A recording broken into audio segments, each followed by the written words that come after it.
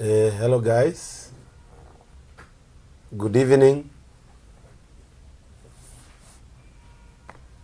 Thank you so much for this chance to speak to and interact with you guys. I'm sorry for a little delay. We were supposed to be setting up this, but I've just come from Mashinani. But first is to say thank you for everybody who has been able to join. I can see we have quite a number of people in Google Meet. We have people in Facebook, and it is important we always interact for the sake of what we do. As I normally say, I'm a representative of the people. And I was given an opportunity by the people to represent them. And it is crucial whenever you are representing people, you give everybody a chance to tell you something so that you're able to know what to say, what to actually, how to vote. And that is why I said we are going to hold this live today. I believe people on Google, it will be easy for them to interact. I know on Facebook it's not easy to interact because there is no back and forth, but you can write your comment. You can do your comment there, and my team, which is also part of this exercise, will be able to read it, and we are going to answer it. But also on Google, I'm going to give people a chance to say something if they are on. And if you want to say something, you just press the hand button so that we can be able to hear what you have to say. But anyway, for the last few days, there has been a serious debate. I think Rose, who is also part of this Zoom, will be able to coordinate the people when they want to say something. First, I think for the last few days, we have had interaction with many people on messages, and apparently my number was all over the Twitter and other social media platforms. Many people have texted me. I have tried my best to call back and answer to messages that came through and ask what is the view of the text. But today I would like to culminate this with just ensuring that all of us get a chance to interact. Briefly, before we even get to the nitty-gritties of the finance bill, I think it's important to understand what is a finance bill. Ni vizuri watu waelewe finance bill ni nini, na kitu ya muhimu kwanza ni kujua mahali tuko katika sheria ya kutengeneza kitu inaitwa budget. Watu wengi wanajua last week we had the budget appropriation being read by Professor Ndungu, the CS in charge of Treasury, na alisoma budget ya 3.914 trillion. It is one of the budget that among the biggest budgets ishaisomwa in our country. 3.941 trillion, or you can say 4 trillion budget. Na katika hiyo budget iko maneno nyingi sana, and among them is money going to various ministries, and money also going to various counties, and also other government usages. Na of course, without delving much into what was read in the budget, the main significance ya kusoma budget is so that now we can go into the preparation of the finance bill. So that finance bill says where to get the resources to finance the budget. So 2024-2025 budget has been read. Tomorrow we expect the committee in charge of finance and planning to come to the National Assembly with a report of what they have gathered from people and what they have put together on how to get the resources of financing the budget of 2024-2025. And briefly, of course, it's good to tell everybody that our sources of revenue as a country comes from taxes, ushuru. Na ushuru ndiyo inapea serikali pesa. The other revenues that come are what we call EINE for various parastatus, and what we call grants, and the others are what we call aid, ama ile watu wanaita mkopo. And mkopo is also in two parts. Kuna mkopo ile inaitwa local borrowing, na kuna mkopo ya kutoka nje. Na the budget that was read of the 3.9 trillion, the estimated taxes of the year 2024-2025 is estimated that we have to contribute 3.35 trillion Kenya shillings. Lazima tuweze kutoa hiyo pesa 3.35 trillion, na katika hiyo pesa, ile pesa tutahitaji kukopa, kwa sababu nayo kukopa katika inchi zetu za Kiafrika na inchi zile what we call the developing countries, we are intending to borrow around 440 billion, either through local borrowing ama international borrowing. And deficit yetu, ile pesa yenye ni deficit sasa, fiscal deficit as it's called, is around 700 billion Kenya shillings. Kumaanisha sisi ile budget tumetoa hatuwezi weza kuipea pesa yote kutoka kwa ushuru na kutoka kwa ile pesa ambayo inahitajika. And having said all that, it's good also to indicate from last year that our economy grew kutoka 2022-2023 with around 5.6%. Ini kumaanisha our economy is also growing regardless of how the things are individually. But that is what we call macro. We are looking at this in the macroeconomic perspective, so that we go to individual. Wengi wanaweza sema leo tumefinywa, leo maneno ya biashara iende vizuri, but overall, considering everything, the economy grew with around 5.6%. That is now on matters tax. I mean, matters tax required and matters budget. Now, waja nikuje kwa hii maneno ya finance bill. Na finance bill is this book I'm holding here. Hii kitabu ndio inaitwa finance bill, that is green in color. It is a bill that is was tabled on 9th May 2024. Na hii ndiyo bill tumekuwa watu wamekuwa kiongelelea. If you look at it, is not a document that says yes or no.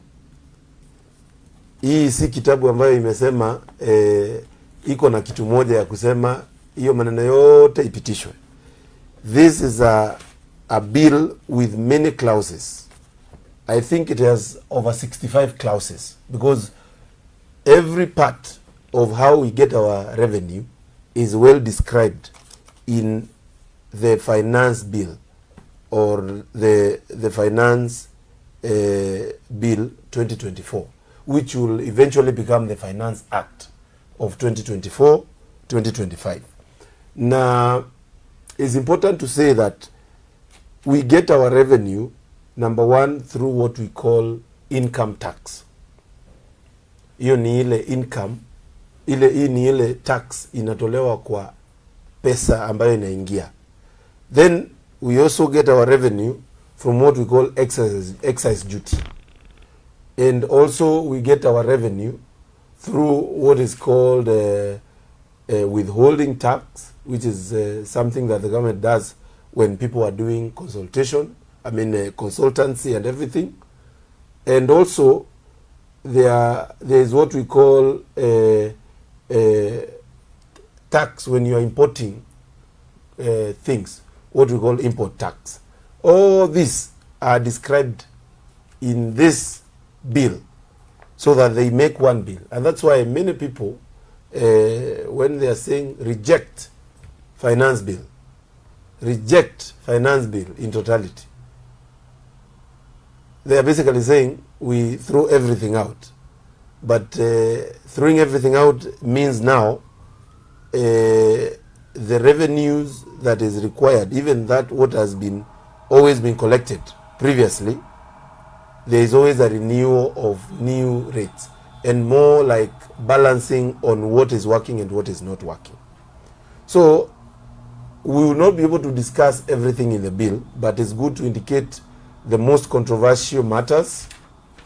One, of course, is matters to do with the issue of motor vehicle tax, which has been put at a rate of 2.5%, and of course it has a capitation of 100k and a minimum of 5,000 Kenya shillings for any vehicle, and it is going to be paid through what we call when you're taking your insurance, as per the valuation of the vehicle through a third party. Then, of course, there is issue of VAT registration, which has changed now from 5 million to 8 million Kenya shillings for our companies. So now anybody that has a business worth over 8 million is actually and should be able to register for VAT. But previously it was 5 million. So some of these things are actually a reprieve of what we are talking about. There is also matters to do with digital content monetization, which is also a matter that is touching on our young people, because watu wengi sana wanafanya kazi mtandaoni. So digital content monetization is there are a few changes there. One of them being the fact that if you are a foreigner, now you'll be paying 20%, and when you are now a local person, local content creator or content monetizer, you're paying 5%. And it's also important to note there is also introduction of tax on things that are such as vegetable oil, issues to do with removal of tax on things such as that are electrical bikes and these other things. So all these things, we actually looking at them, and it's important for everybody who is able to access this document to be able to actually check it out, so that we can be able to interact fully and be able to actually exchange knowledge. But it is important to note that when we are voting in the National Assembly, we vote per every clause that is proposed in this bill. If a vote is yes, the clause is actually maintained because it's a proposal. But of course, there are several stages of ensuring that the bill is amended. And one of them is the committee part, where right now, of course, there are amendments that are going to be brought by the committee that has been sitting, listening to views by the people, and all these views, hopefully, they will be captured and we will be able to actually get them in the report in the National Assembly. But at the same time, if that does not happen, there is also part of the National Assembly process. When the bill gets into the National Assembly and the report is tabled, there is amendment that are brought by individual members to ensure that the bill is captured. And if your amendment passes, it becomes part of the bill.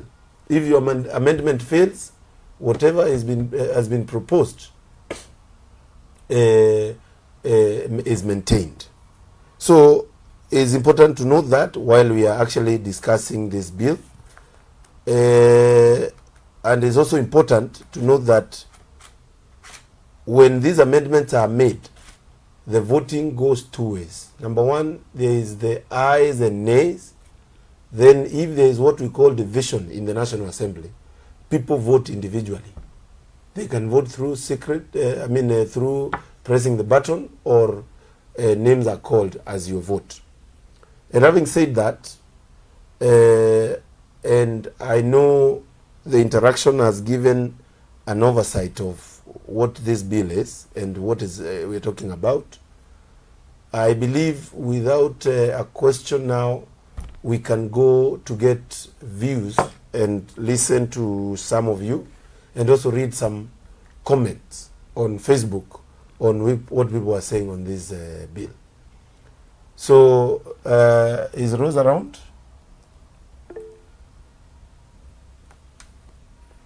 Yes, Mheshimiwa, I'm around.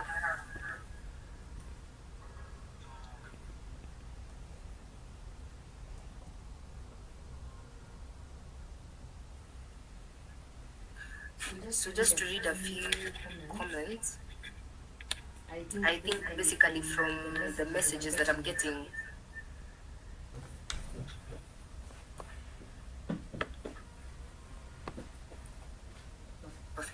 so from the message that I'm getting from Google Meet, the discussion mainly is on about the motor vehicle tax. There is from Njage, they say that the capitation was removed on the motor vehicle tax. I stand guided from you, Mheshimiwa. The other concern is on that, isn't motor vehicle tax a tax on tax? Since when valuing a car for insurance purposes includes total worth, including all other taxes accrued when the car lands at the port. Wilfred Jage asks the same question that Cecilia Murangi has raised. How will the government make assessment on car value based on an already taxed car in a country where taxes levied on cars on imports and ownership exceed 60% of the total value of the car? Mheshimiwa, I believe those are very valid concerns. I don't know whether you should move to get comments from people who've already raised their hands. Sure.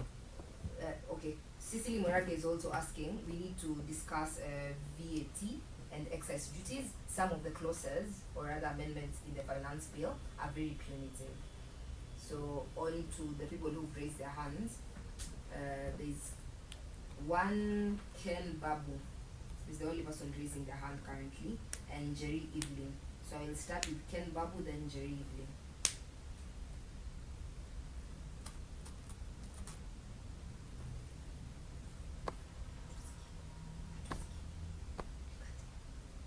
And get to understand really what's happening, because I want to confirm that many young people were just saying that we'll oppose the bill but did not understand exactly what's happening.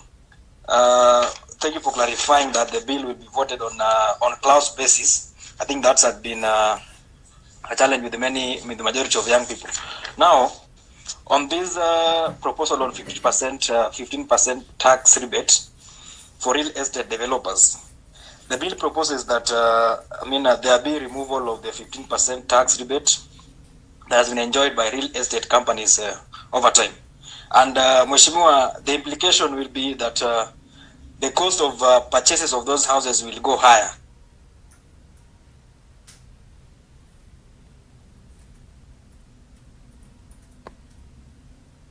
Getting the amount, then that means if we remove hello Babu, I can hear you. Thank you. So clarify something on that issue of rebate tax 15%, and then on this issue of eco levy, we don't understand. I would like to get more understanding on why we are putting tax on oil, whereas the whole process of the whole manufacturing process has some tax inclusion in that process. Why do we need to incorporate the eco levy issue on the end product? And then finally, as a young member of parliament who is so passionate of young people and the issues around the young people, and also the chairman of KYPA, which is an association that champions the issue of youth. This now from where I sit, we'd like to get more insights from you, what you think about the digital content monetization. And because I'm thinking, as a person, I'm thinking that this is a space that young people are still trying to explore. And I would suggest that it's a place that be given some time to grow, so that we see what comes out of it before we introduce the taxation on it. So as a chairman of KYPA, an association that addresses the policies that surrounds the young people, you can also give guidance on what's your measures and what do you think about it, and how will you possibly vote on this. Thank you very much, Babu. And I think first was the comment read on motor vehicle tax, and outrightly I have my reservation in the proposal of motor vehicle tax. I believe it is going to have a negative effect on matters growth and revenue, and also small businesses. It's going to affect small businesses. And a good example that I've always given is the fact that normally people buy car on loans. You go to NCBA bank or any other bank, they give you 90 or 80% financing. And out of that, you are able to actually work with the vehicle you've bought, maybe a pickup or anything, to be able to earn an income. If your vehicle is not actually working, it has to have insurance, and it has to actually pay the loan.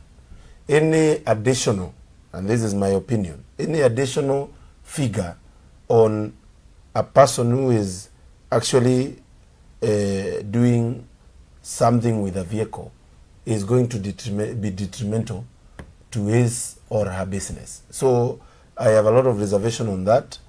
Subjectly, I'll be submitting a proposal to amend that and delete, if that is the committee, if the Committee of Finance has not deleted the proposal to do motor vehicle tax, I will be the first person to propose an amendment to it, and I hope I will be supported. And I agree with the proposal by the comment. I didn't get the name of the person who has written that it is a double tax, because you are taxing a vehicle that was fully taxed when you are importing it, but then you are also paying a fuel levy on the vehicle, but also you are being taxed now on motor vehicle tax. I believe that one is agreeable. Now, it is very broad matters to do with excise duty, and I think key to note on excise duty is the the matters to do with spirits and alcohol, where now there is a change. There is a change on the taxation from the normal per liter, but to a centiliter level. So they are doing 356.42 per liter. That was what was there before, but now it has changed to 16 per centiliter. So it means alcohol and spirits are going to get more expensive. And that is obviously a welcome move to me, considering the fight we have against alcoholism. There is also an increase in excise duty on cigarettes from 4,067 to 4,100 per just a minute. So there is also an increase on the cigarettes of around 67 shillings, and that is also a welcome move, because of that is where we can get some more resources. But at the same time, it is important to note the introduction of excise duty on vegetable oils. While we agree and support the increment in tax on spirits, alcohols, and cigarettes, I am fully against the taxation of vegetable oils. We have had a serious increase in prices of vegetable oils. An increase of the excise duty from 0 to 25% is going to make them even more expensive. I believe that there should be an amendment to ensure the status quo remain in terms of matters to do with vegetable oils, because hiyo ni kuguza sasa chakula, because eating in hotels, eating in vibanda, yote itakuwa sasa matters that are affected, because ukipandisha with 25%, that is actually a very significant increase in those vegetable oils. And I believe that is also something that will have a negative impact, a very big negative impact to the cost of living of the common mwananchi. And of course, there are others that have been increased. For example, coal and liquid nicotine, all these things. But those are things that are not very much affecting our day-to-day living. But it's important to note that, in my opinion, for the vegetable oils, it's important we have it at 0. On excise duty on issues to do with bioethanol vapor, which is this must be the cooking gas from ethanol. I believe there is also a reduction on that. There is also a reduction on there is also an increase in the betting and gaming and lottery services. Excise duty on that is also increased. I believe that is also a welcome move. So as we take another one, I think is important also, somebody has asked on matters to do with eco levy. And eco levy is a tax that is brought in to counter what the perception of pollution, but it has also touched on things that are actually affecting the common man, the living of a common man. And of course, the smartphones, telecommunication equipment, diapers, radios and television apparatus. All these things have had the eco tax increased, and I believe it is also affecting the common man. So I am of the opinion that we should be very careful not to introduce such tax. It will have a ripple effect that is going to affect even the cost of living of the common man. And I believe one of the key things that this finance bill should address is the cost of living of the common man. Rose, maybe if I've touched on everything, we can take another two so that we can be able to talk. Please, it's important when you give your opinion, you also don't repeat what has been mentioned, so that you can cover as much ground as possible. Thank you very much. Thank you, Mheshimiwa. So just move on. There's a comment that has been made on the message that says the other day we had the deputy president talking on 1 vote, 1 shilling, and 1 man. What solutions are you offering to Mount Kenya people pertaining coffee, tea, and miraa so that they won't sail again into debt? Does it cover on price ceiling? And I can see 2 hands raised, so I will give Jerry Evelyn, then Asiko Wala. Jerry, you can speak now. Okay, thank you for the opportunity. Basically, Mheshimiwa has touched on almost everything I had pointed out. But with regards to the motor vehicle circulation tax, I wanted to pose a question to Mheshimiwa when he said that he could be tied on to supporting maybe us or the other side of the committee. But when they tell us that the taxes will be used to build roads, we are left to wonder. We have been having roads being built since independence to date, and we still had taxes being collected, so there is no need of introducing a new tax to us that is going to burden mwananchi. My main point on the finance bill, I wanted to tackle the point on Data Protection Act. When we find a clause on the finance bill that is allowing a clause in a constitution that was introduced to protect mwananchi, and I don't know how to put it.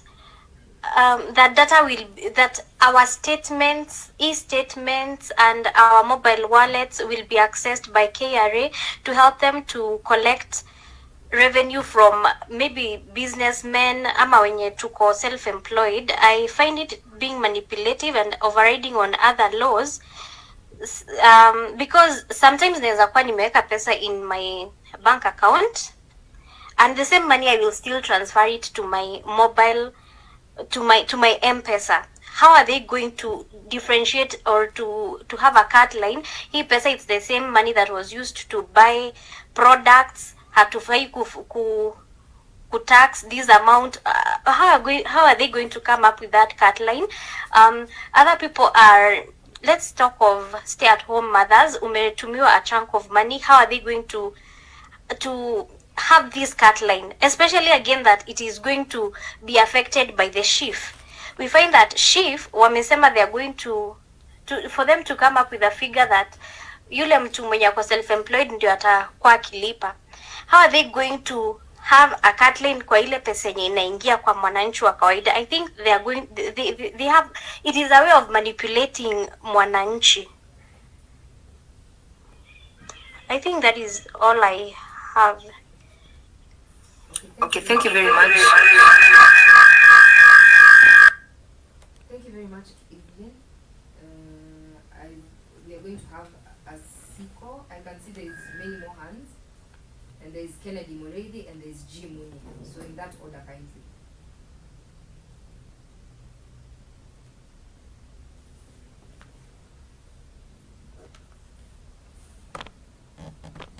on the finance bill 2024.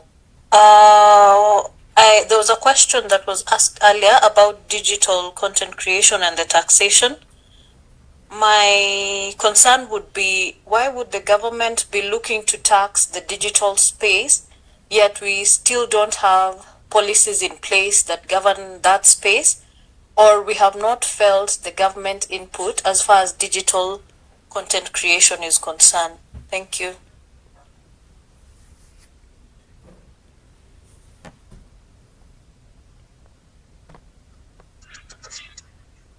I think I can handle that.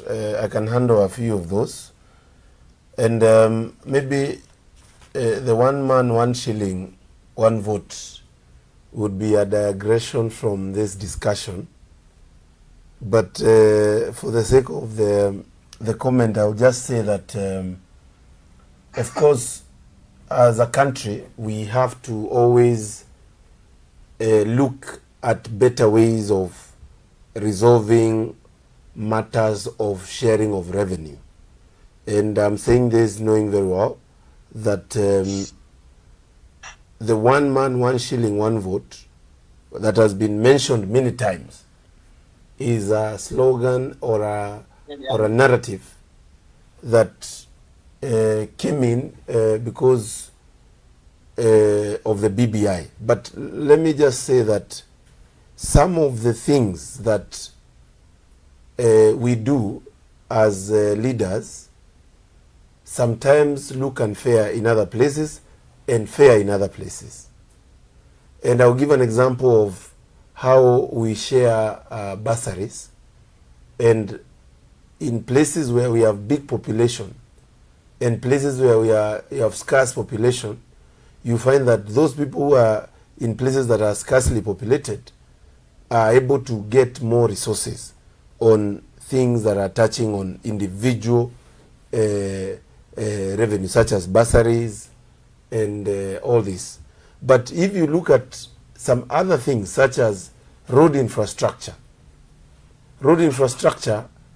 every place that either it is scarcely populated or it is highly populated require good roads.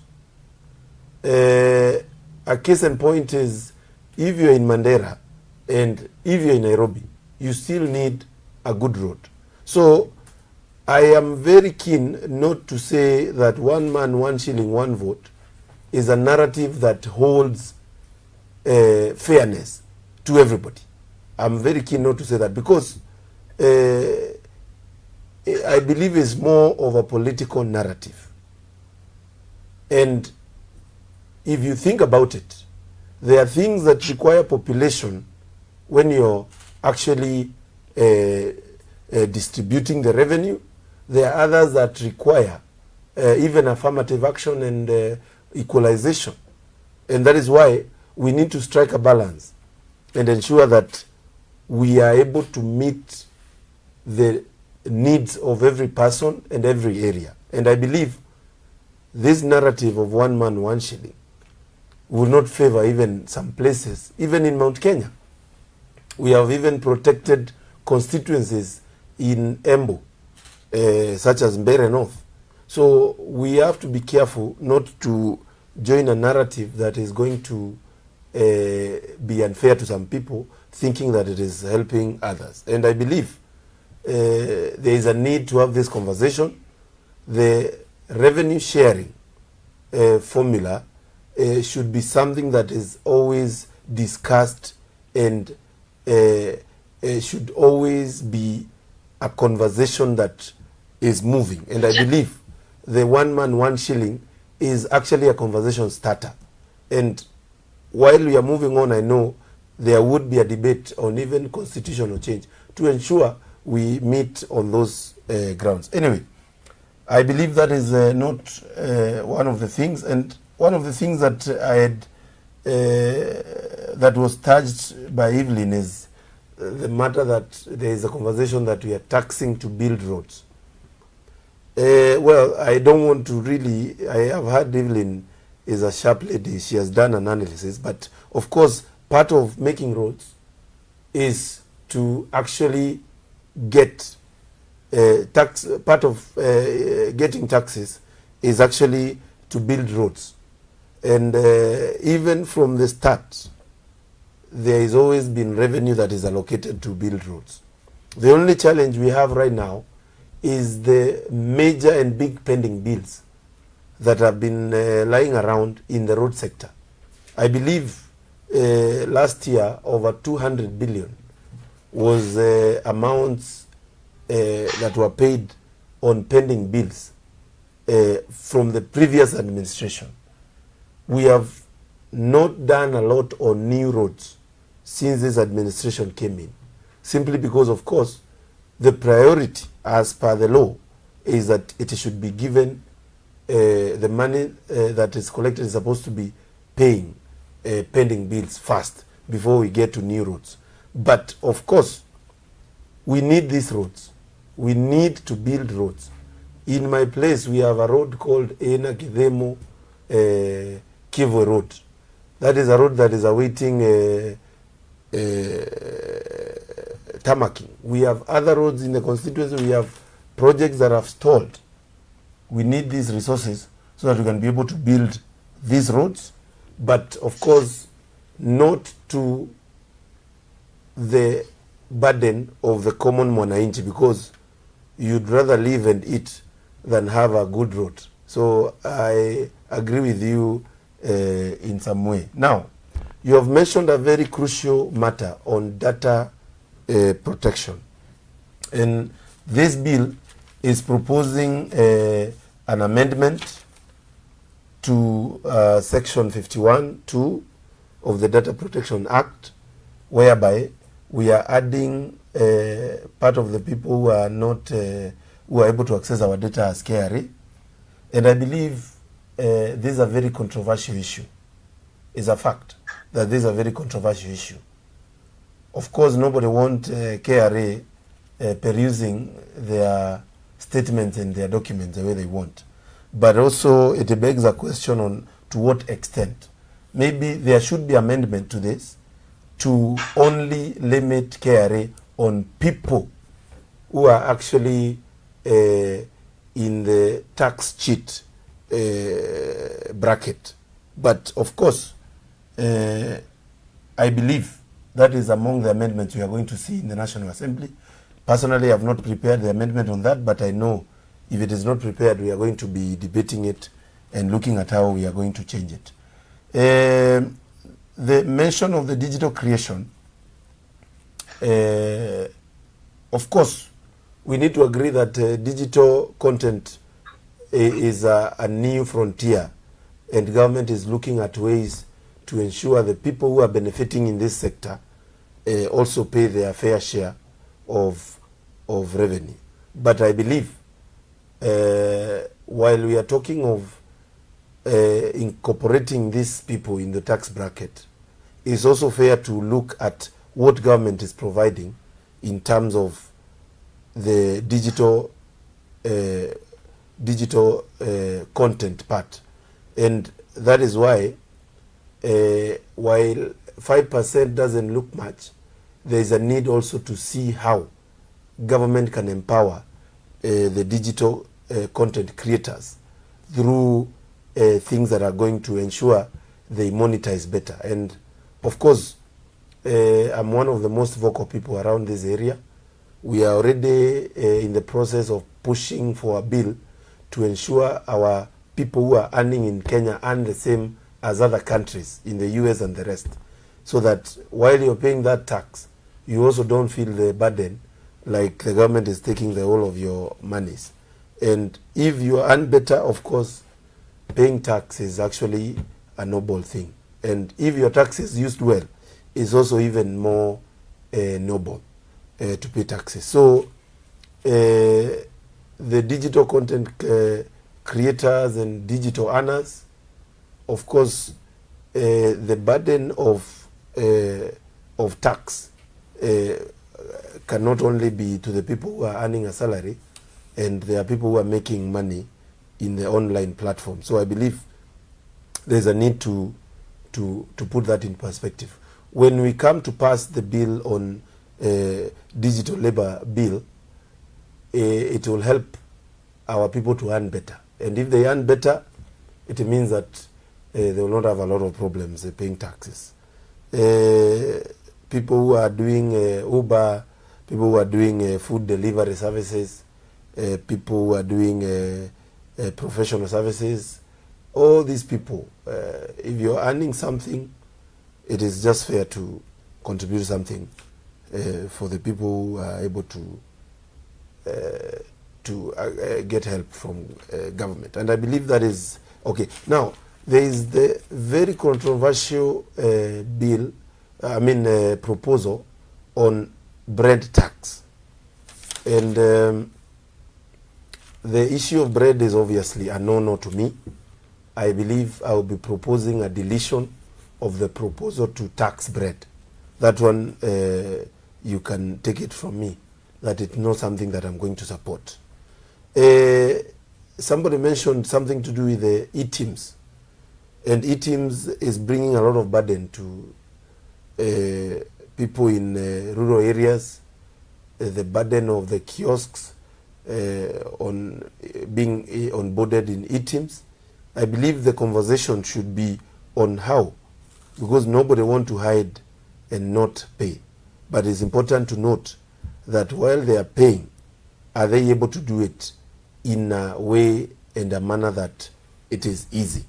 And it should not be costly to have everybody in the formal e-teams. And I believe that is something that is going to be a debate in the National Assembly. And I've had many members mention that part of the amendments that they are going to check is to see how we can have what we call a hybrid system of taxation. I don't know whether I've left something else that was mentioned. Oh, there was issues to do with chief. Of course, that was passed a while back, and the bill on matters to do with the amendment of healthcare was supposed to take effect in June. I spoke to the PS. They mentioned that it's going to start in July. We are looking to ensure that the common man pays 300 shillings, but there is a lot of increment around anybody. Personally, I've seen I might be paying around 27,000 on matters to do with healthcare. But as long as it is fruitful, I believe it will be nini. But this has to go hand in hand with ensuring that our healthcare works. Our public hospitals must work for them to get value and ensure we have people earning. Somebody is saying he can't hear. I don't know what has happened. Can you hear me now? Can you raise your hand if you can hear me? Well, as I was saying, that the amendment to healthcare should go hand in hand with ensuring that our healthcare works. I believe there are people who are saying they can't hear me.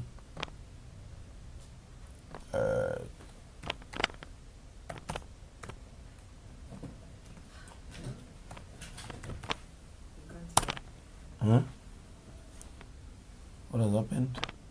Can you hear now? No, it's not transmitting. It's not transmitting.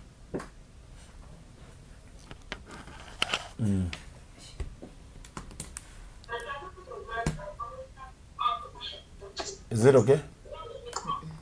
Is it okay now? Let's check. 7.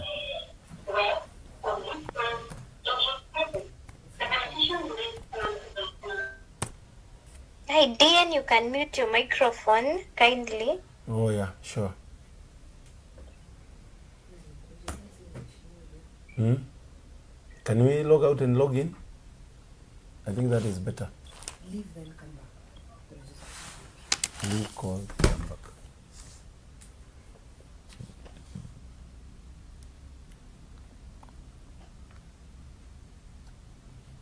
Mm-hmm. Because how?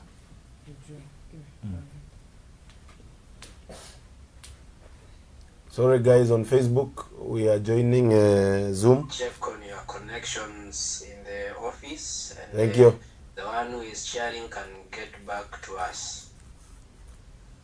Have you got any? Yes, it should be okay. Is it okay now? Yeah. Is it okay? Yeah, it's okay. Thank you. Okay, it's okay. Very good, very Yeah, good. I can hear you. Where did I leave you guys? Please, somebody can tell me. I don't know where I got lost. Was I speaking about sheep? Mheshimiwa, you must have gone to watch the news, eh? No, sheep. Not really. Actually, I have not left my desk. Welcome back. But is it? Can you be able to hear me now? Yes. So I believe what I was saying is while we are reforming healthcare and putting tax on healthcare, it is important that we also be keen on reforms on our public health facilities, which are majorly handled by our county government. And I believe it will be null and void to have people pay insurance, but then when it comes to healthcare services, they don't get it. So I will be contributing to the House and saying that there is a need to follow what we are doing on healthcare, insurance, and also go hand in hand with reforms of our healthcare services so that our people can be able to receive healthcare fairly. And I believe there is a lot to be done on the infrastructure part of healthcare. So maybe we can read some comments on Facebook and other places.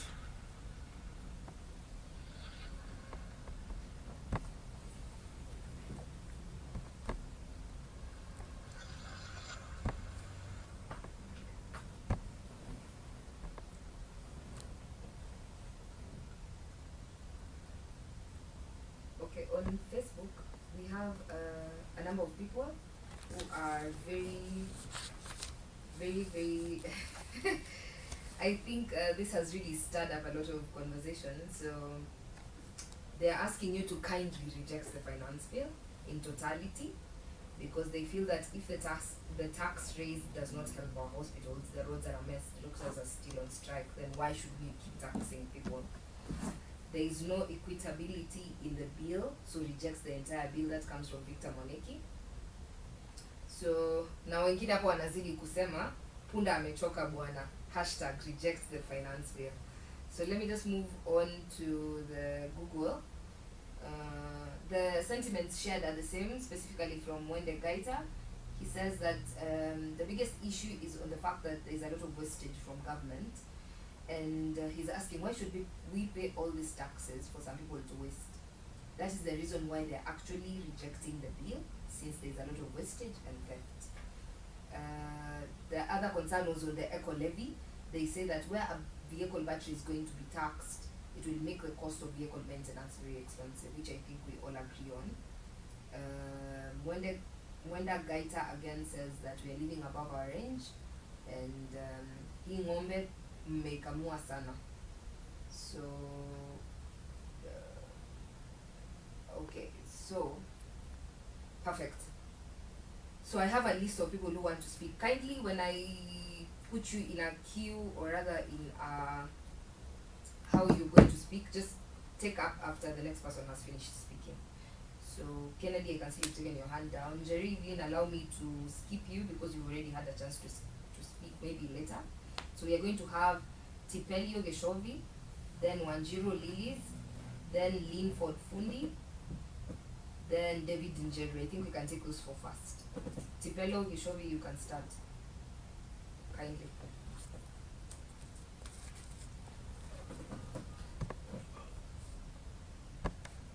We cannot hear you. Really? Can you hear me now? Yes, we can hear you. Now, Mheshimiwa, this goes to you.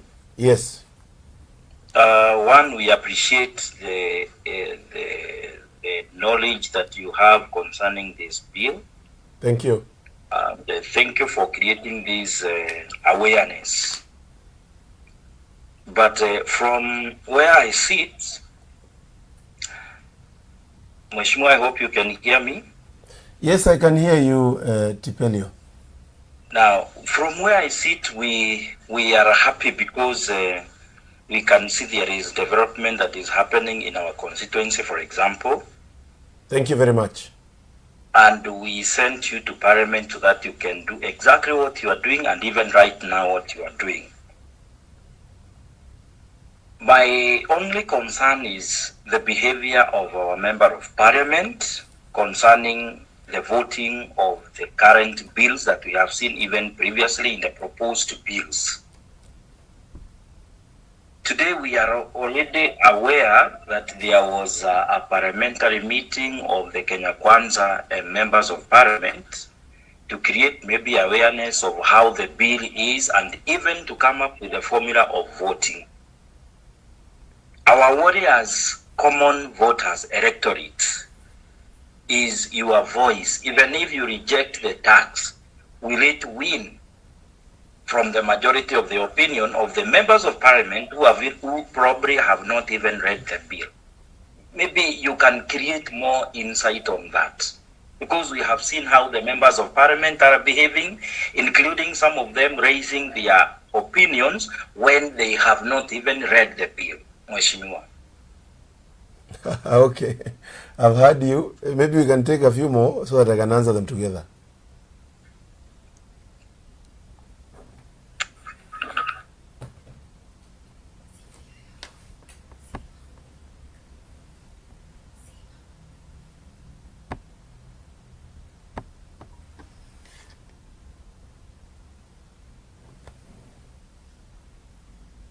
Wanjiro, Lilies, kindly, then lean forward, then David, like in that order, so that we can just roll over, kindly. Thank you.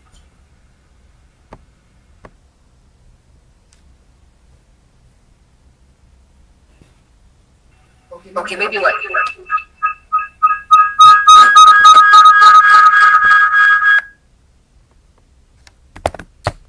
My laptop is off.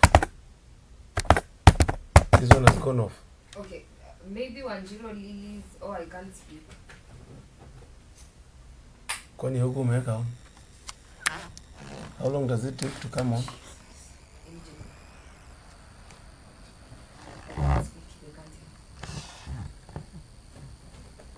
What do you mean you can speak? You can speak. You can speak what? You can speak with yours. Yeah. Oh yeah. Okay, I can't hear because. Sasa surely. Kwani huko umeweka hii kwa charge? So, I'm not sure you can hear me. Can you hear me?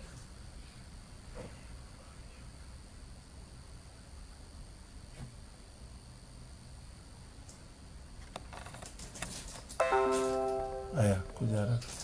The finance bill. Yes.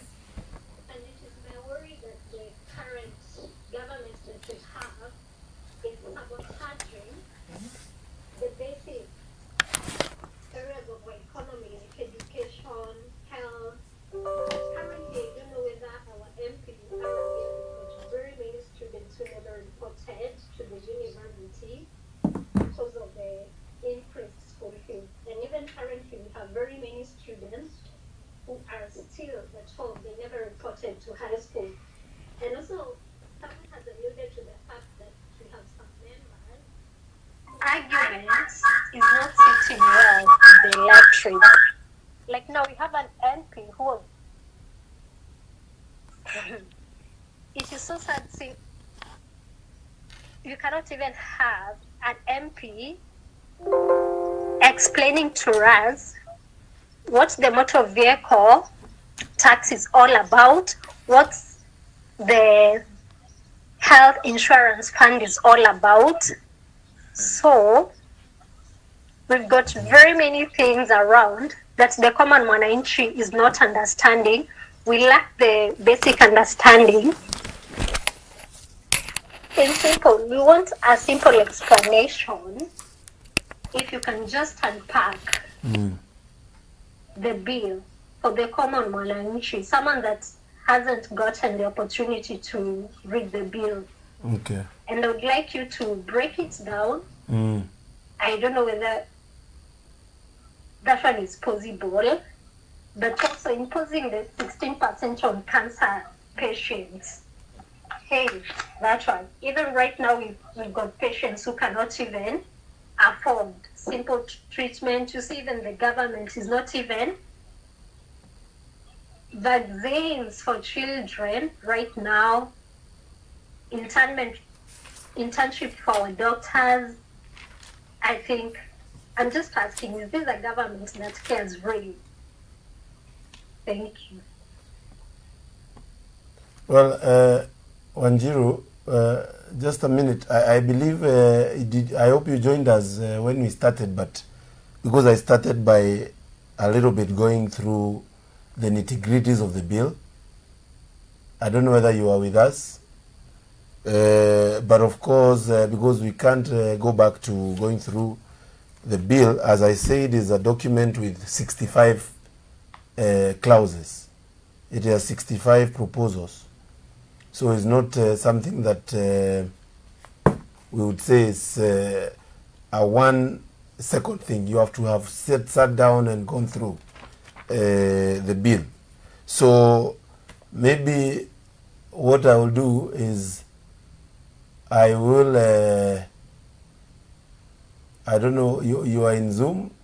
It's good to get your contact so that we can be able to share more on this. But I believe you have mentioned something that is real in this country in terms of the understanding of the bill. I personally sit down and read, but I believe I wouldn't speak on behalf of any other member but myself. And let me say that woe is into anybody that does not sit down and read things that are touching on the lives of their people, because that is not right. Now, on members' parliamentary group meeting on State House, in State House, I believe it's good to not preempt, but also go and listen to what is going to be said. There is always a need to caucus as parties, but I believe is not a caucus to tell people to ignore the plight of the common mwananchi or the public participation that was done by the finance committee. So, of course, it is an obligation as a member of a party to always attend the parliamentary group meeting. But of course, even agendas are more than this. We are normally taken through things that we can benefit from. For example, the electricity agenda that is, we are doing 50 million per constituency. Those are things that were discussed in our previous PG. We have discussed matters to do with digital hubs. Personally, in Manyata, I've already in the process of procuring 2 digital hubs with over 100 computers each, so that our young people can get jobs. And I believe also a justification of anybody that is voting depends on their conscience. Personally, I can guarantee that we are going to follow what we are discussing here, and I'm clear on what I propose, what I support, and what I oppose. And I've clearly mentioned, for example, I am supporting in totality the decrease in packaging materials of our coffee, of our tea and coffee, and the reduction on that or exemption of it, I think is something that we should support so that we can be able to do value addition for our crops. I am also supporting the increase in tax or on matters to do with alcohol, and that one is very clear. I'm supporting the exemption of tax on micronutrients used to make feed for our cows, for our goats and our chicken, or all those things. I think those are things that we are going to support. Then, of course, there is also a decrease in tax on things that are supposed to help us manufacture agricultural pest control products, and those are things that we are going to support. And I believe this is a discussion that people should follow keenly, so that they can be able to actually gauge whether their member reads or not. That's about it. I think, Rose, did I cover everything that was mentioned?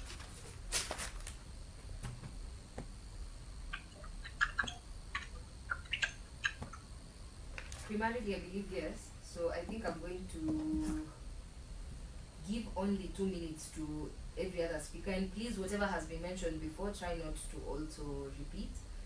So, and let's also be targeted in what we are trying to convey kindly. So Linford, then David Njeru. 2 minutes, 2 minutes each. Once I come on, just when the 2 minutes are out. Thank you.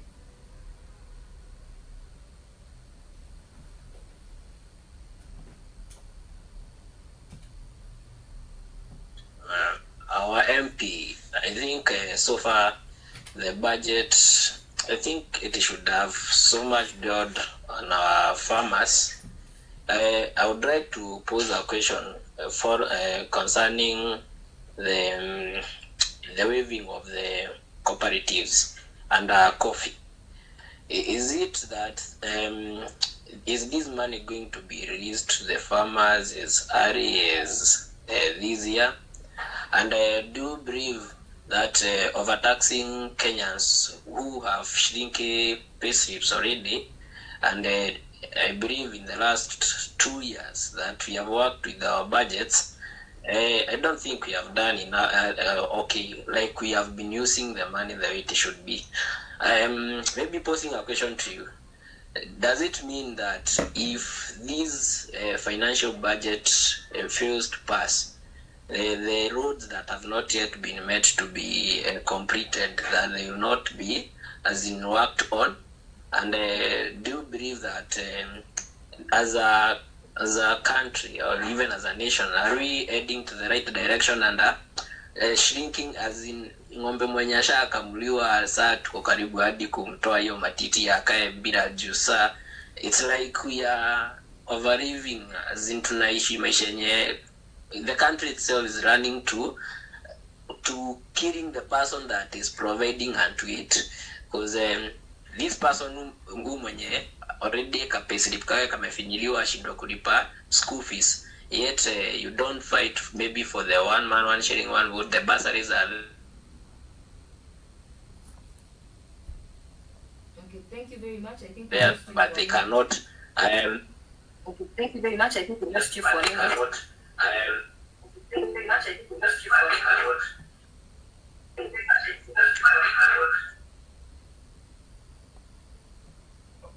I think the concern raised by Linford is understood, and I think we can move on to the next person. Moshimio has caught on to the question very well. He will respond probably after Martin Wainaina speaks. David Njeru, then Martin Wainaina. Thank you so much, and I well understand that Mheshimiwa has well articulated and support.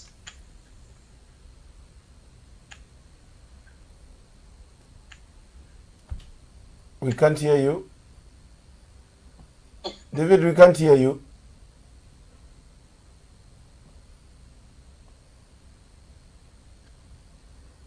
David? Yes. Now we can hear you. Can you hear me now? Yes, we can hear you. So my issue was, you have seen that very well you are again. Whoa.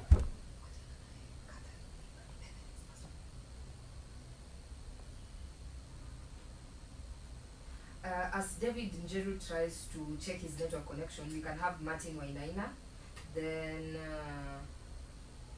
Lawrence Motugi, if you still are looking to speak, because I said, oh, Lawrence Motugi has already put on his request.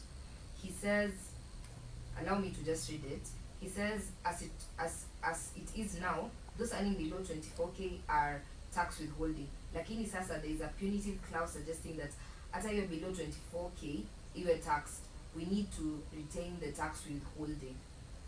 I think this now speaks to the provision where professional services are now liable to a withholding tax, even those that are below 24,000.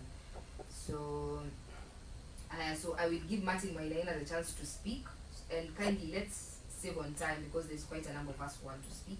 So Lawrence, then Kennedy Moreidi. Not Lawrence, sorry. Martin Wainaina, then Kennedy Moreidi. Martin.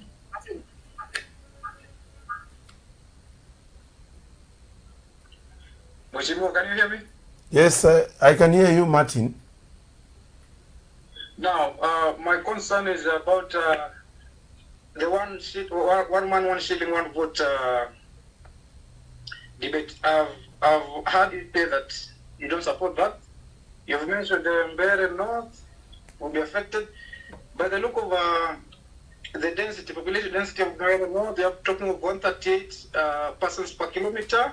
Our own Manyata is at 356 per kilometer. I think in matters equity, where the 1 shilling, 1 man, 1 vote is quite fair. Alternatively, I would like to hear an alternative method that you can give as a member of parliament, which will bring about the equity. Now, the other concern, I have just two. The other concern is about motor vehicle tax. I don't think it's the worst thing that could happen to Kenyans, but I would ask if you could give an amendment or give a proposal whereby we tax some vehicles, especially vehicles that are used for business. Those ones can be taxed.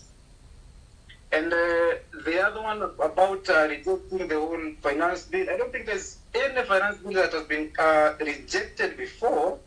So unless I'm not informed, so it will be kind of difficult to put our member of parliament in a bad position for him to reject the finance bill in totality.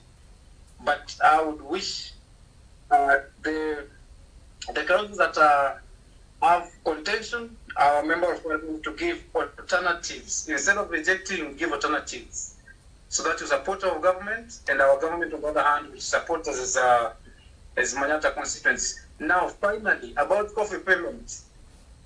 I know it's off the debate, but Mukunji, kahawa tuliuza last year, mwezi wa 6 has not been paid. Surely, wewe unafanya biashara, I know you do business. Like, come on. It's 1 year down the line, the coffee has not been paid. Come on, like what do we do about that? That's all. Okay, great.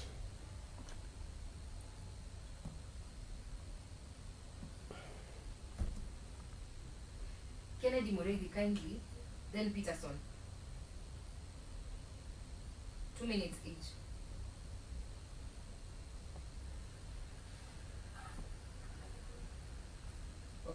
Kennedy, I can hear you.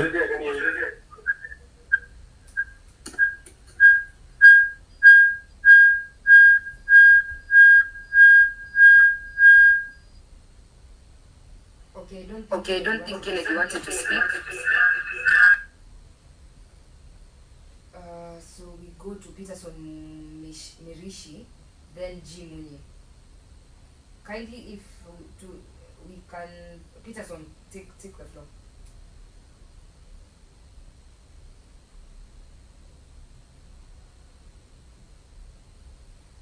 Thank you for this opportunity.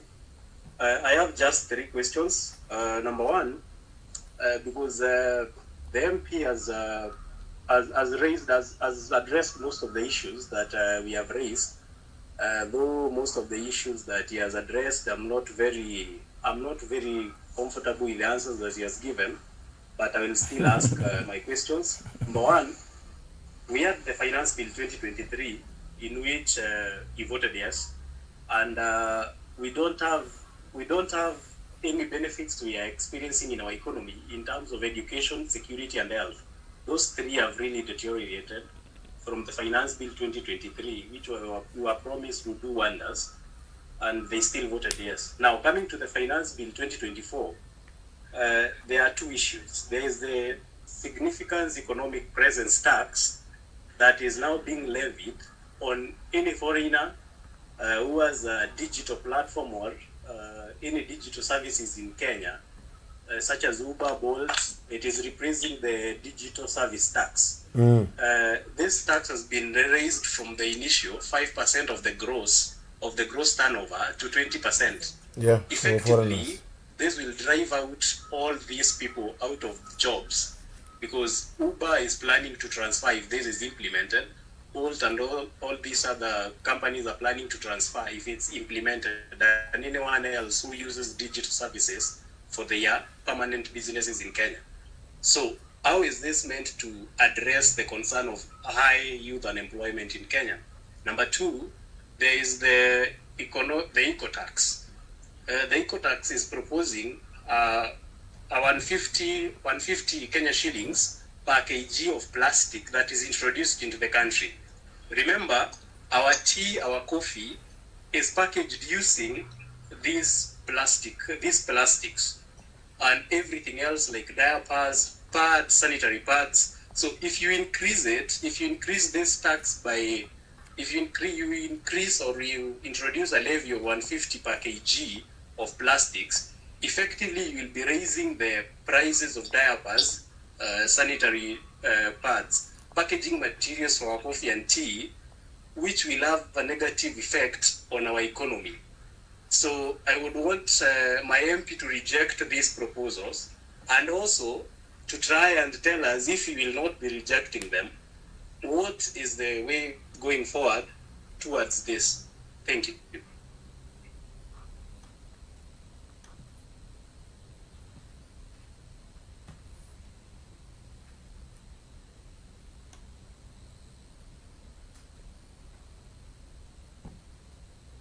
We can have G. Munyi. Very valid concerns from you, Peterson. I believe Mheshimiwa has noted that down. Good evening, everyone. Our Honorable MP, I have a few queries. Query number one is on the affordable housing that was in the Finance Bill 2023. Out of the money we raised, how many houses have we completed against what we promised the people of our constituency and the people of the country, Kenya? Number two, we have been talking of how we have been servicing our sovereign debt at around 70% of our revenues. So how much and why is it that our debt is increasing instead of reducing? Number three, which are the austerity measures that you as a legislature and the executive taking to see that there is no wastage in these resources that people are finding hard to part with? Number three, out of the 65 clauses that you have told us are in the Finance Bill 2024, which ones do you expressly plan on passing, saying yes to? And I believe this is important because the issues we are talking about, many of us are conversant with. We are conversant with what we do not want. We want you to tell us what is this you are going to say yes to in this forum. Thank you very much.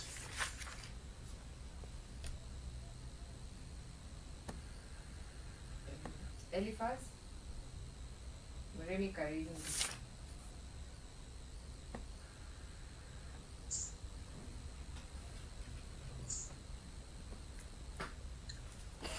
Thank you, Rose.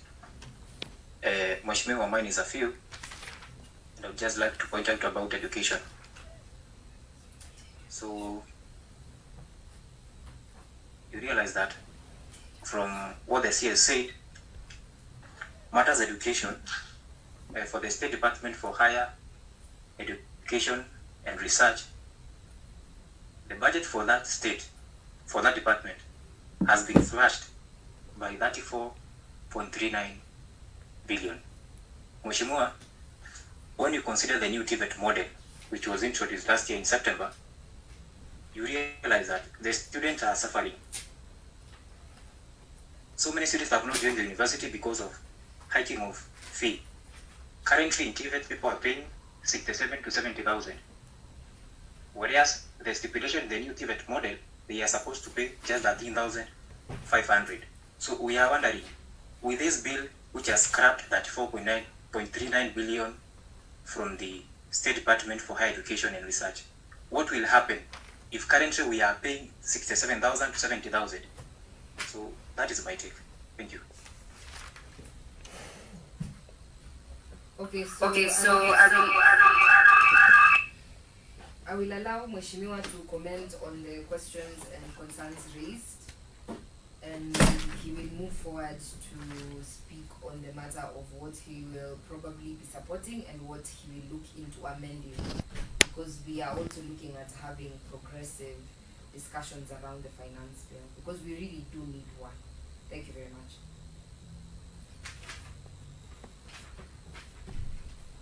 Well, thank you very much. Many people have spoken. We had discussed a number of things. I will start with Linford. Linford touched on matters budget and specifically on cooperatives, coffee cooperatives that were given some money to for debt payment. And I believe this was an answer to prayers that we had requested the government. I was personally one of the people that was saying that we can't have factories, the sugar factories getting a debt reprieve, whereas our side also there are burdens of factories, cooperatives that are reeling in debt. And that is why we got the 4.6 billion Kenyan shillings for our cooperative debts. And let me be very clear on matters cooperatives.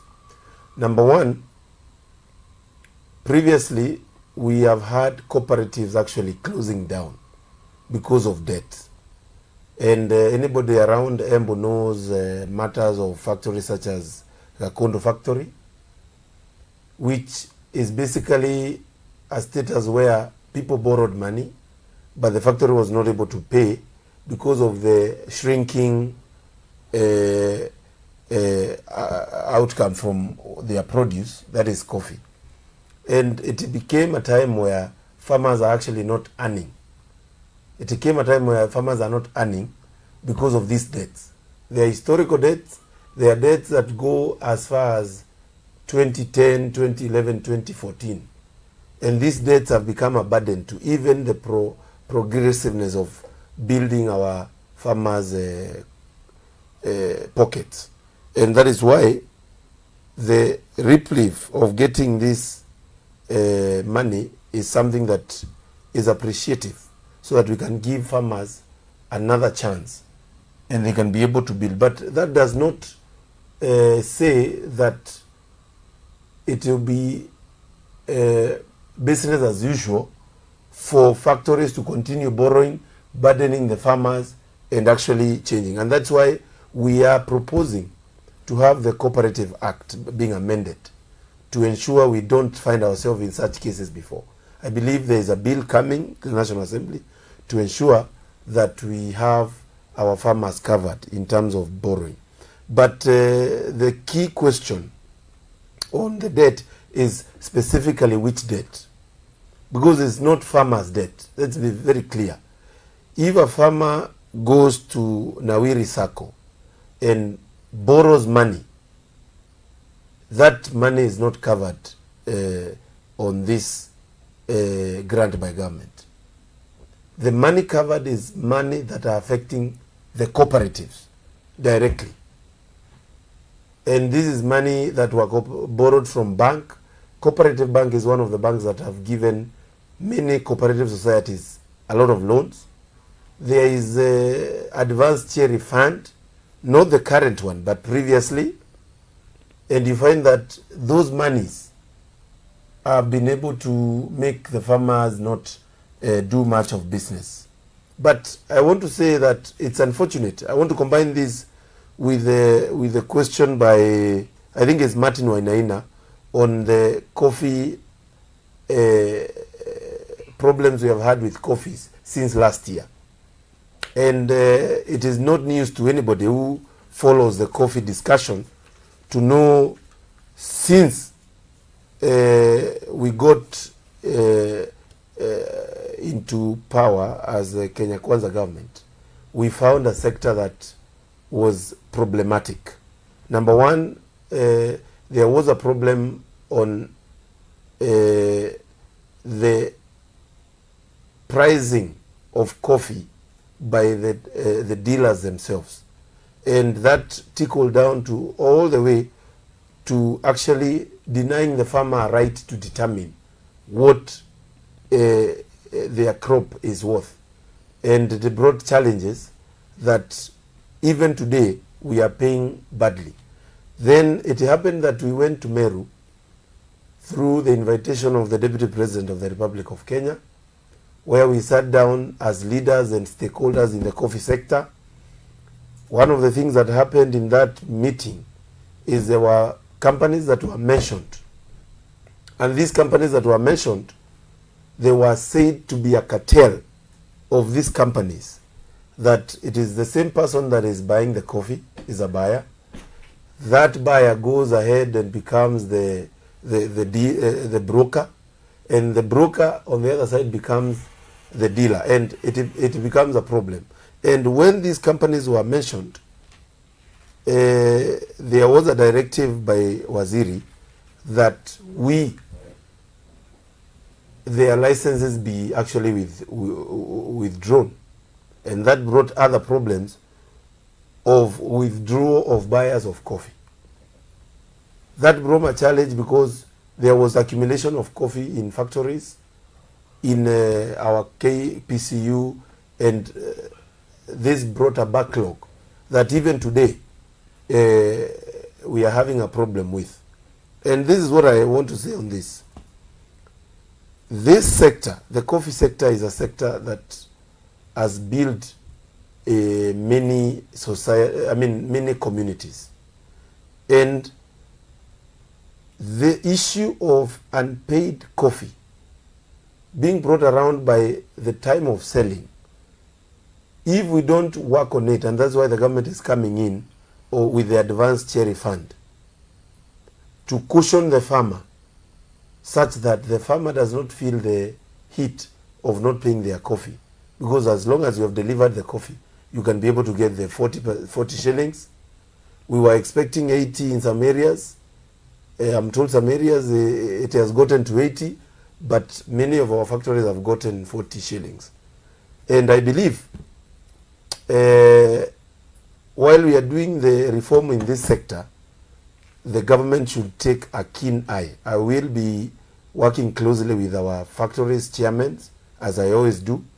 Next week, hopefully, I had spoken to the minister in charge to visit even our place, so that we can be able to continue informing the ministry on the challenges of these places.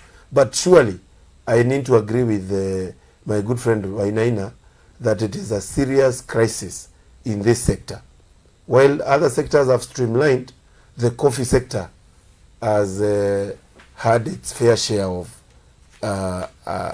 problems. And that is very serious, and that is why we are here. Now, I have listened to the proposal on matters of what previously we passed as the finance Bill 2023, and I want to, yes, I voted yes for the Finance Bill 2023.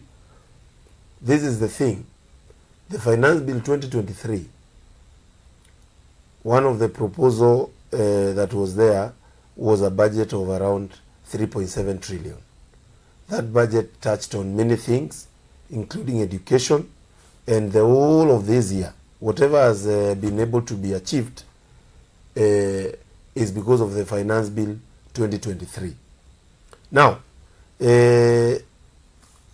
key to note, I believe, is the fact that matters to do with fertilizer, there was a big challenge on matters fertilizer, and one of the problems is that farmers got some fake fertilizer, and I believe there are measures that have been taken by government to ensure that that does not happen before. I still insist, and I'll be following up keenly to ensure that the committee that did investigation, the DCI and the rest, we should be able to have people charged on who was responsible. We have had people fired, but we have not seen people getting charged in court. It's important to actually follow up, and as your representative, I want to assure you that I shall be following up on that. The other thing, of course, we have had a big change in the education sector. Previously, our budget for education went to around 600 billion last year. This is because of the CBC classes. There was also employment of a lot of teachers, over 30,000 teachers, to cover the JSS classes. And all these things, however we can see them, we need them to be straightened up, especially on employment of JSS teachers to permanent and pensionable basis. And I believe that is something that is happening in this new budget. But they were earning a salary of the normal intern of the 15 and 20,000. So, of course, we know very well that we had a loan that was due last year on the Eurobond, and that was able to be cleared partially through the issue of the new Eurobond that was raised, but also, of course, our normal debts were also cleared. That's why we are not in the default category that many countries in Africa found themselves in. So I want to mention that. I want to say that, of course, corruption is an issue that has been affecting our Kenyan society. I want to couple that with what I think it is Munyi mentioned on the austerity measures. And let me say that this last year we have not had any serious corruption scandal that was out and about. But I believe there is a way we should be able to actually put more serious issues and more serious measures to ensure corruption is not part of what we are doing. Number one, we need to reform our procurement process. The government, many of the government money is lost through procurement process. And the procurement process of government, we had embraced the e-procurement, but many of the institutions of government sabotage that process. There is a need to do a lot to ensure we go back to that, because that is the only way that will ensure fairness in not only pricing of what we buy, but also awarding, so that we can be able to have our money safe. The austerity measures that have been put in place that are of key to note is the government already announced that all ministries and parastatals must cut their spending with 30%. And I want to couple this with somebody called Eliphas that said their department of the TV department have had their budget cut by 30%. There was a directive that budget by all parastatals be cut by 30% as part of austerity measures to ensure we reduce on spending by government, national government. I believe there is also a need to reach out to county governments, because also there is a lot of money that goes to county governments. And among areas that have gone haywire when it comes to spending is county governments. Many use even less than 8% of what they are given by national government to do development. They go into issues to do with salaries and all these other manner of things. So there is a need to go into that and also ensure it is implemented. The 30% has not come easy to many government institutions, because as you have heard Eliphas say, there is also a need to raise more revenue through A&A. And let me say that also this also touches on our county governments, because many county governments have not embraced raising their own revenues, and there are no clear-cut ways to ensure they receive their revenues in a way that is transparent. We lose a lot of revenue by this collection of revenue that is very unclear in our county governments. And I believe that is also an area that should be checked, although national government, of course, National Assembly does not oversight counties, but Senate and Council of Governors should look into that. Lawrence has raised a very serious issue on withholding tax for consultancy that was put at 24%, but now it is clear, even if you're earning 10,000 or 5,000, you have to pay withholding tax. Well, I believe that is out of debate, because any consultancy, as per how things are now, you can be able to, but it's not about a salary. Salaries are not the same as the withholding tax that is being mentioned there, Lawrence. So if you are earning your 24,000, you pay your tax as is supposed to be done. Now, Martin Wainaina proposed a very interesting thing on the motor vehicle tax. And he said commercial vehicles, if I got him right, are the ones that are supposed to pay for for motor vehicle tax. I differ with you gracefully, my brother, because I feel commercial vehicles are even the ones that are supposed to be exempted more, even if you were to debate on what and who should be able to be taxed. Commercial vehicles are lorries, pickups,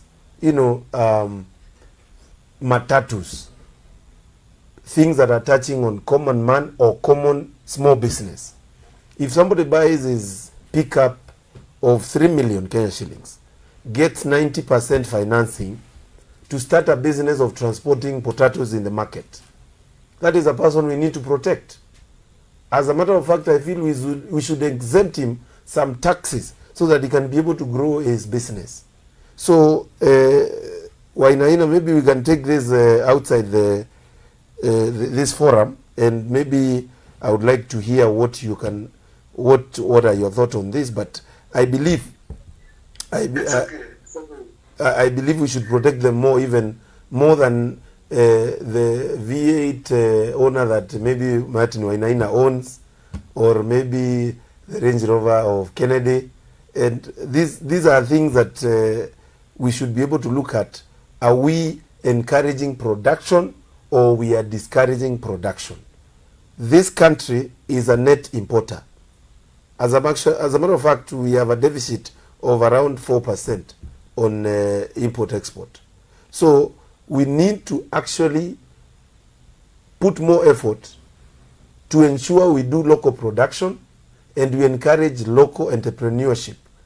And if we tax these vehicles, it is going to be a big challenge for me, and that is my thoughts. Now, Peterson Mirichi mentioned that he is not satisfied with some answers I've given. It's important you bring them specifically on what you have said. And you have keenly put issues to do with the digital tax. And I believe I had covered that very well. Well, the 20% is actually very, very, very, very punitive for foreigners.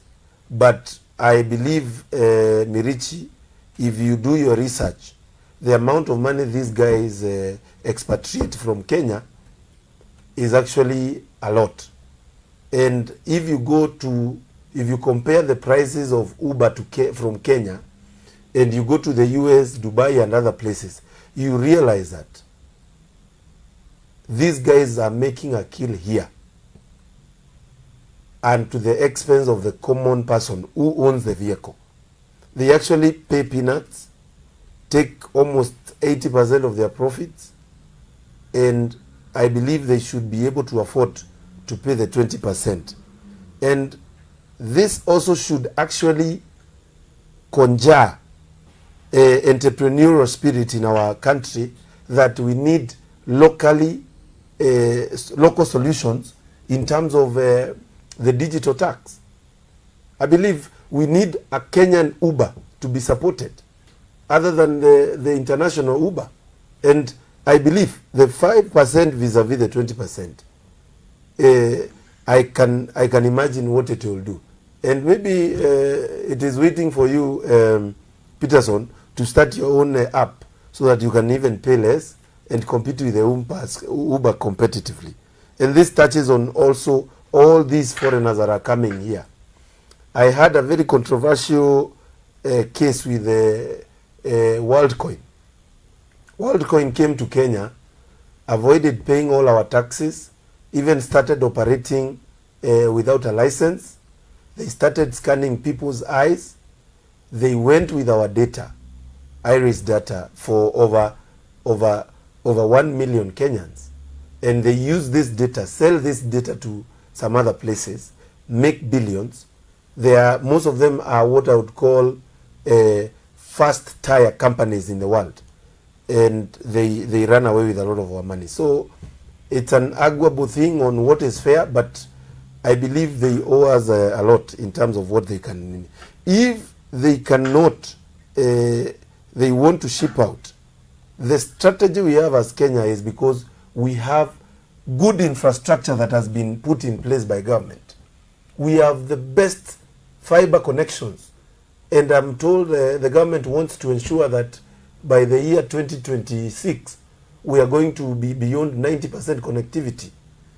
That is why they come here. They don't come here to give us favors. They come here to make billions from the infrastructure that the government has put in place. So they need to pay a fair share of what they are making. And that is my stand, my brother. Now, on eco tax, and I think we had mentioned this earlier, and I said that is a tax that I'm going to be proposing amendment to it, so that we don't have these things that we package through plastic, the diapers getting more expensive. Now, let me get to my brother Munyi. On affordable housing, I sit in the committee of housing. And of course, if you have been following the news, Bwana Munyi, you realize that we put the Department of Housing into task to explain what they have done for the last 1 year. I want to point out for the start that the affordable housing levy has had its share of challenges. You remember the court case that stopped it, and that of course put the department in problems of implementing the housing. many of the programs that are being done through this fund have been going on in many places. I don't have specific data to tell you the number of houses, but of course I can see from the papers and through adverts that they have advertised a lot of projects. We are hoping to see fruits in the next 1 year, and this is one of the departments that we have put measures to ensure they deliver. We were in Mombasa the other day at Shimolatewa. They have already completed the police housing. In Embu, the houses there, we have seen they are close to 40% within a span of 8 months. We have seen project in Kirinyaga, project in Ruiru, project in Nakuru, and I believe all these projects, you cannot be able to gauge it right now. We have to give it a little more time so that we can be able to gauge. But also on this fund is where we are also doing the markets. There is markets that we are doing in many places, among them Embu and other places. So let's give it a little more time to ensure that we see results. You mentioned matters to do with debt, and it's true, debt is a serious matter. Already from the records, we are close to almost 12 trillion in debt, and these are debts that are not from this regime alone, but accumulated. Now, we have made, I started by saying that we have made a budget and we have a budget deficit. That automatically says even this year we are going to borrow over around 400 billion Kenya shillings. So borrowing is not bad, but we have to borrow to do the right thing that has got value for money and that is able to give back. So I believe the analysis of debt is, number one, being able to meet our debtors' obligations, and that is the reason why you have seen revenue going to 4 trillion, because the government want to do something, but at the same time 60% of the budget will go to debt payment, and that is something that we need to check. The information on debt is well in the domain of even a normal Google. I don't want to get into it right now, and we can get into that in other times. What else have I not mentioned? Well, on what I'm going to vote yes, what I'm going to vote no. As I have said, there are 65 clauses. These clauses are very diverse, because if we go to matters of excise duty, the proposals on excise duty both touch on what is being added and what is being reduced. I mentioned very well that I am not going to support increase in excise duty for bread, period. We are going to support increment in excise duty for cigarettes, spirits, and these other things. So I think that is clear. I don't want to get into it so much, but of course now Mr. Munyi can understand what I'm saying. Now, I have also mentioned I have some amendment that I'm going to bring. One of the amendment is we need to increase our tax that we are getting on betting. If we are going to drop some of the taxes, for example, if we are dropping the motor vehicle tax, we are dropping the tax on bread. And I'm told it was supposed to cover around 64 billion. We need to know what can cover this. And one of the proposals I have is matters of ensuring that we increase taxes on betting, and also ensure that we get tax at the source, not waiting for these people to do self-declaration as what everybody does. I think that is something that we are going to look at. I am also proposing an amendment on exemption of electric vehicles and motorcycles as per the directive by the president during the environmental day we had in Nairobi, that 100,000 vehicles will be exempted of tax, so that we can be able to go more green. And I believe I am going to be proposing that. I don't know whether I'll get support, but if you guys feel it's a good thing, you can say kidole hapo, ili nijue I'm thinking the right directive. Of course, I am not going to support the tax or motor vehicle tax or the eco levy, and that one I have already mentioned. The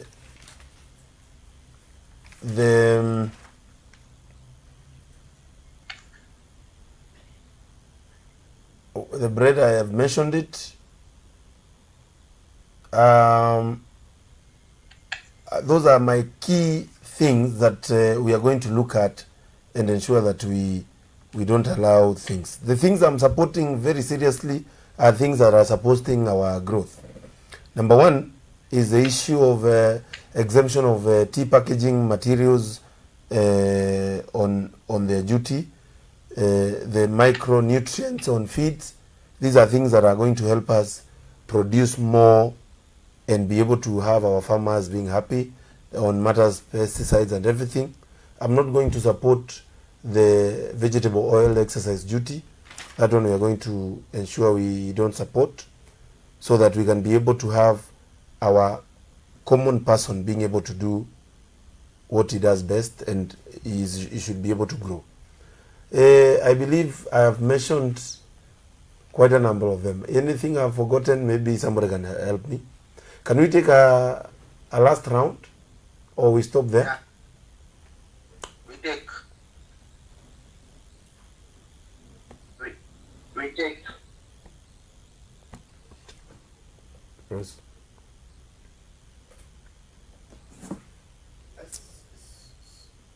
Thank you so much, Mheshimiwa, for the engaging conversation. I think I'm going to rapidly just speak to individuals because we want to close this.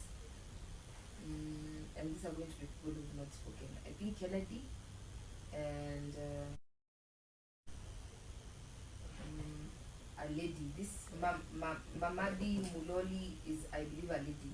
So I'm going to give only those two people, then we close this. Kindly, let's make sure not to repeat what has been mentioned. Thank you so much.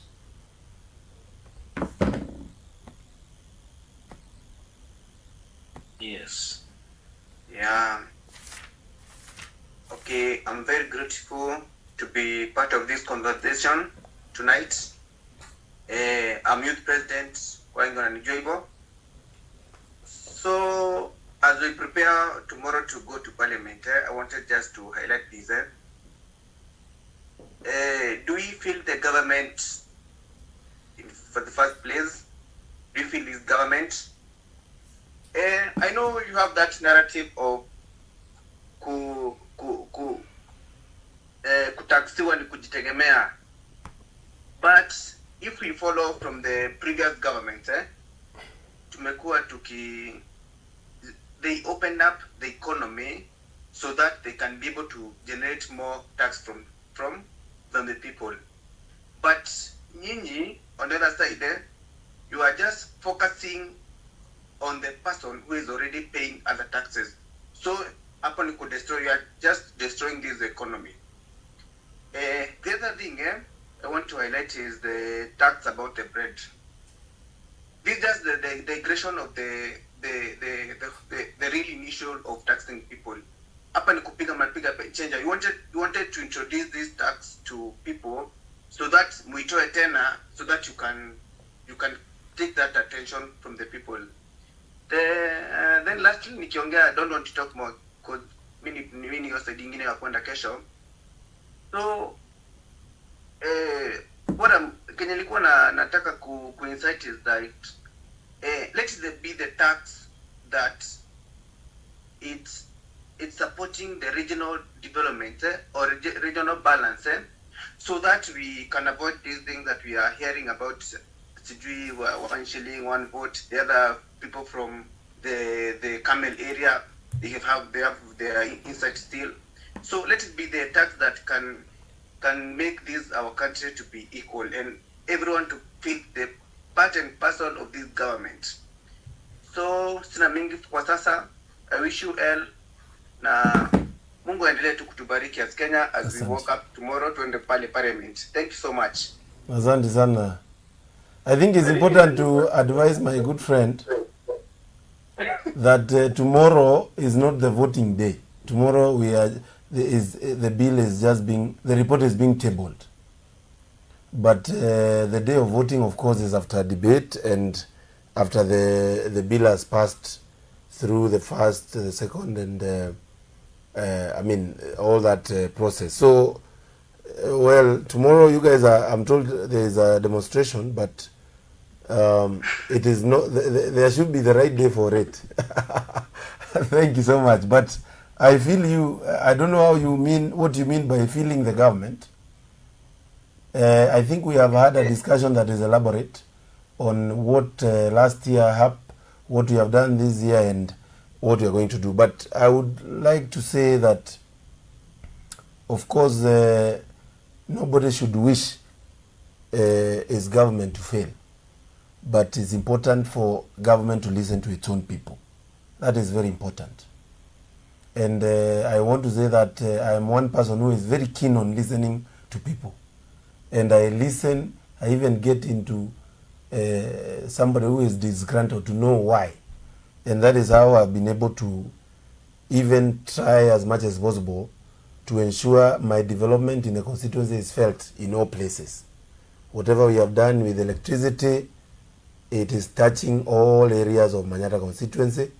Whatever we have done with the renovation of our schools, whatever we have done with matters to do with our sharing of bursaries, and that is something that I would like emulated by all leaders, because you are given this opportunity by the people and God. That one should never be forgotten.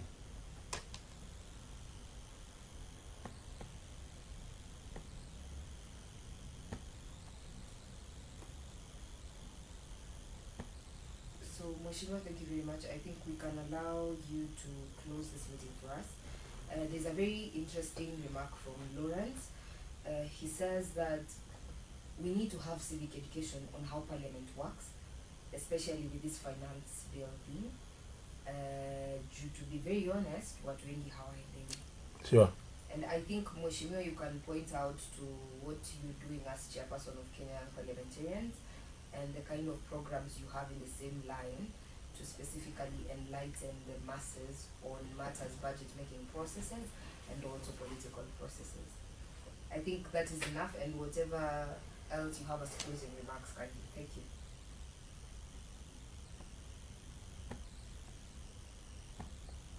I think I also agree we can close it there. If you have anything that you'd like to be put into consideration, feel free to reach out. But thank you very much. I can see the meeting had as many people as quite significantly many people, and that is very encouraging. I don't know how Facebook looks, but I know it was very engaging. I even see Mheshimiwa Karemba is watching and others. I believe what we can do from here is try to make our country better.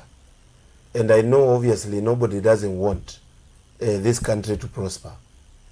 It is the high time we who have been given an opportunity really listen keenly to our people and try as much as possible to meet their expectations. Sometimes we find ourselves dissuaded on which direction to take, but I believe we should always be able to go back to the people, because this is what we call a democratic country, which rules by the majority, and the majority should always have your way. And that is the representation I'm going to have for our people. Now, we are going to engage more, especially on civic education. I lead an organization in the National Assembly called Kenya Young Members of Parliament in both Senate and the National Assembly. And we already have launched our strategic plan. That is, one of the issue is public participation for our people and civic education. We are going to be coming to even the constituencies, not only in Manyata, but all over Kenya, to ensure people understand our processes.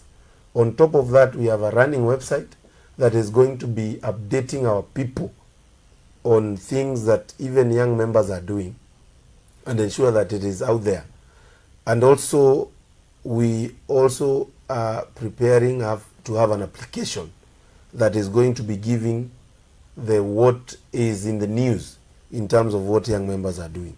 We are going to do that to ensure that this country knows their leaders care for them. I don't want to add more.